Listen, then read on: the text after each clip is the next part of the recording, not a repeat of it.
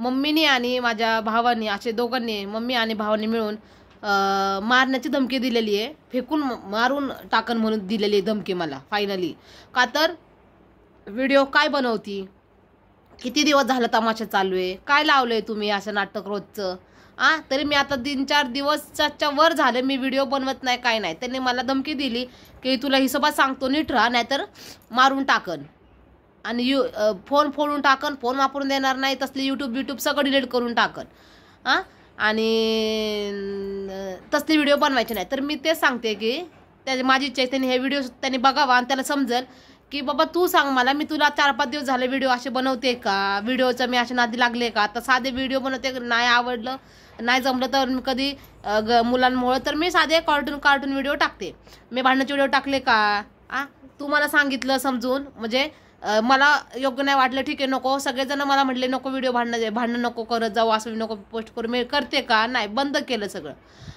मग तुझं काम आहे ना, तू मला सांगितलं का पहिलं पण की तू व्हिडिओ बनवू नको भांडणाचे, तू व्हिडिओ टाकू नको भांडणाचे.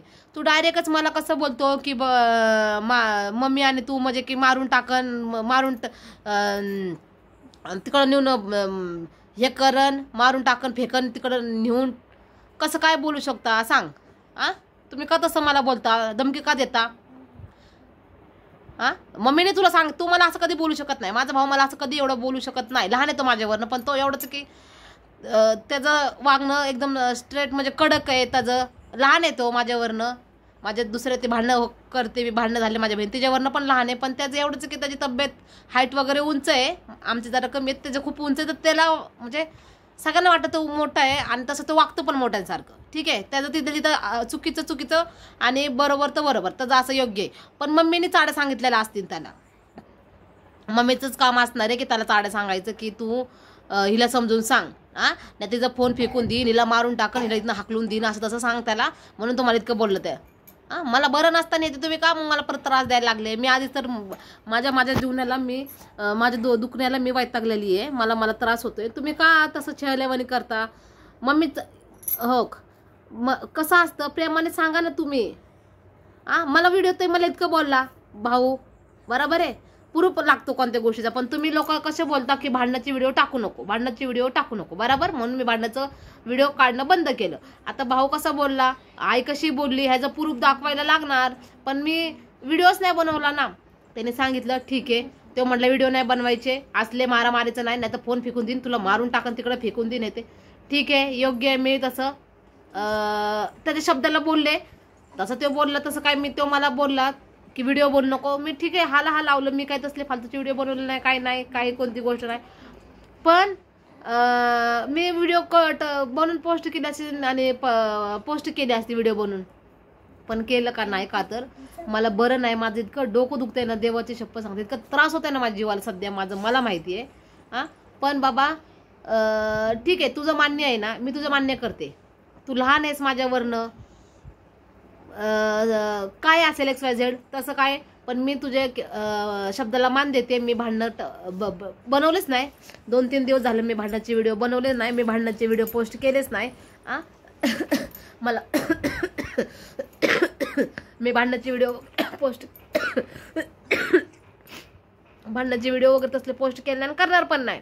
आणि मी 4-5 दिवस झाले केले का तुम्ही बघितलं का ते. मम्मी तुला सांगते, मम्मी म्हणती की याला मारून टाक, हिला फेकून दे, फोन जा तोडून टाकायचं, यूट्यूब सगळं बंद करू नका. आणि तुम्ही बघा ना व्हिडिओ टाकले का, मी 5-6 दिवस झालं टाकले का.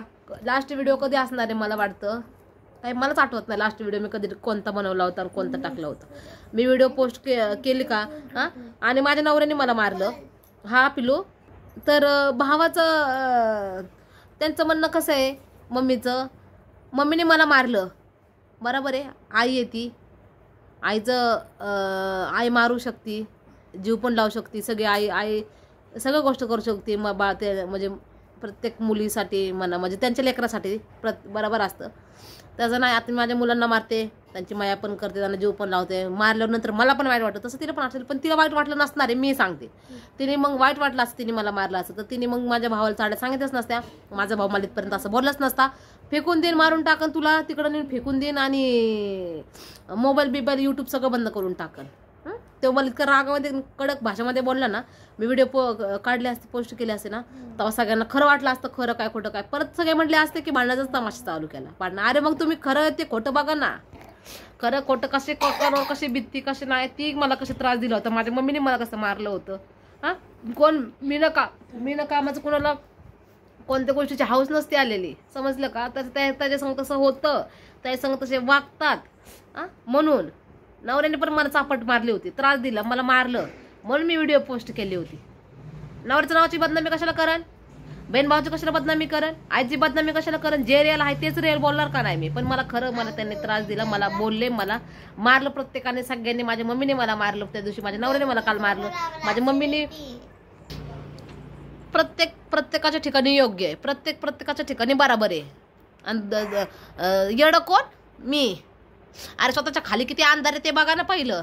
हां डोकं सटकलं ना मग तेव्हा मी शब्द वापरत असते. मी फालतू शब्द म्हणजे राग आला तेव्हा माझी हे झाले की तेव्हा मी बोलते, नाहीतर मी बोलत नाही. मला घाण बोलायला आवडत नाही, काही नाही.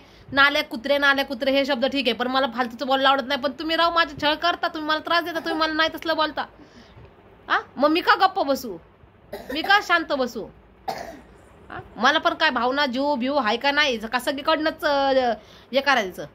नवरा काय बोलला, मम्मी पप्पा आई बहीण ते पण हे करणार, ते काय बोलले नवरा पण हे असं करणार. अरे 3 लेकर आहे ते तर जाण ठेवा ना. जीवाला कमी जास्त मी काय केल्यावर जिम्मेदारी कोण घेणार लेकरच्या, माझ्या जिम्मेदारी कोण घेणार सांगा. भावाने मला समजून सांगायचं, इतकं मला हातबीत वर करून असं एकदम टाटमानाने बोलायचं नव्हतं. आईचं सांगितलं आणि बोलला. काय संबंध, फेकून दिलं, मारून टाकन, तुझं सगळं बंद करून टाकन, फोन टाकन का. मला फोन कोणी घेऊन दिला का मम्मीने घेऊन दिला. वय ग मम्मी तुला असं बोलते मी, तू मला घेऊन दिला का. दिला का फोन. आज मी इतकी मोठ झाली स्वतःच्या पैशाने, कधी मला फोन घेऊन दिला का तू लहानपणापासून का कधी कोणती गोष्ट झाली तरी. अगं लग्न झालं मी पण तुला फोन मागितला नव्हता. नवरच्या घरी गेली तरी फोन मला तिला म्हटलं नाही मला फोन दे म्हणून, आणि मला म्हणते फोन फेकून देणं, मारण, असं करण तसं करण. जीवाचं मी लय बेकार आहे. माझ्या जीवाचं मी स्वतःच काय कमी जास्त केलं ना तर तुम्हाला सगळ्यांना तुम्हाला पण काय करता येणार नाही. मला माझ्या लेकर कुत्र्यावनी इकडे तिकडे हिंडते भीक मागत. हिसाबात नीट समजदार चांगल्या वेळी बोलायचं. माणसाला कुणाला पण डोकं दुखन त्रास होईन, अरे विचार करा ना जरासा, मग बोला ना. काही येई ना कोणती गोष्ट जमत नाही. नको नको नको ते तसलं त्रास, नको नको नको तसलं टेन्शन. रोजचं उठलं की टेन्शन. आज म्हटलं चल का तर भांडणाचे व्हिडिओ नाही बनवले, भांडणं नाही केले, काय नाही केलं, हाय चांगलं. परत आज माझ्या मागं आलंच दुसरं. परत आलं. आता सगळं बंद झालं ना. मग मी त्याला चाड सांगायची, त्याने मला बोलायची काय गरज होती.